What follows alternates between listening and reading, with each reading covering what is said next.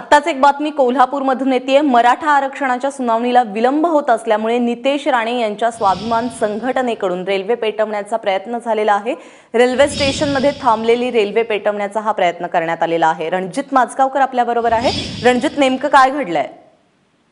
काही दिवसांपूर्वीच मराठा आरक्षणासंदर्भात एक वादग्रस्त स्टेटमेंट नितेश राणे यांनी केलेलं आहे की यापुढे आम्ही आता गप्प बसणार नाही, रस्त्यावर येण्याची वेळ आणू नका, अशा पद्धतीचा इशारा त्यांनी राज्य सरकारला दिला होता। त्यानुसार आज त्याचं पहिलं पाऊल कोल्हापुरामध्ये पडलेलं आहे। मराठा आरक्षणाच्या सुनावणीला वेळ लागत असल्याने आणि राज्य सरकार त्या संदर्भात कोणतेही धोरण घेत नसल्याच्या निषेधार्थ आज स्वाभिमानी संघटनेचे जे कार्यकर्ते आहेत यांनी रेल्वे स्टेशन परिसरामध्ये ज्या इतर ट्रॅक्सवर रेल्वे लावलेले असतात, डब्बे लावलेले असतात, त्यामध्ये रॉकेल ओतून ते पेटवून देण्याचा प्रयत्न केला। सुरुवातीला गनिमी काव्यानं हे आंदोलन झालं।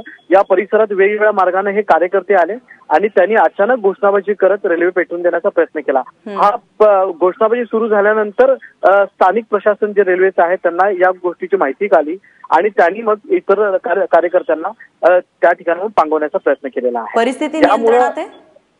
अगदी परिस्थिती नियंत्रणात आहे। स्थानिक पोलीस, शाहूपुरी डिव्हिजनचे पोलीस आणि रेल्वे पोलीस आता घटनास्थळी दाखल झालेले आहेत। रणजित, तुर्तास धन्यवाद या सगळ्या माहितीबद्दल।